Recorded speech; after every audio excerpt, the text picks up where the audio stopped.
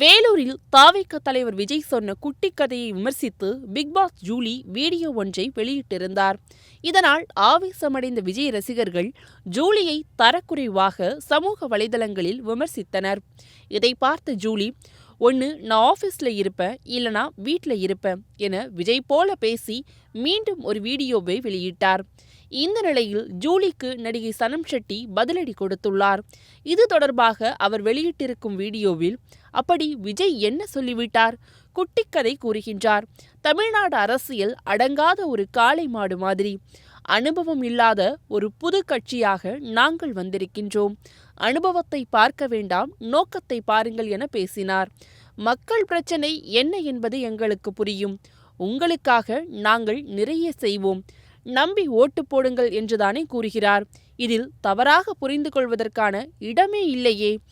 உண்மையிலேயே விஜய் பேச்சை கேட்டு சின்ன பசங்க தப்பு பண்ணிவிடக் கூடாதுங்கிற அக்கறையில் பேசுகிறார்கள் என பார்த்தால் அதுவும் இல்லை. முதல் வீடியோ விஜயை தாக்கியும், இரண்டாவது வீடியோ தனிமனித தாக்குதல் என்பதும் தெளிவாக தெரிகின்றது. சட்டப்படி தனிமனித தாக்குதல் என்பது தவறு. அது உங்களுக்கு நடந்தாலும் நான் கண்டிப்பேன் என்று சனம் ஷெட்டி பேசியுள்ளார்.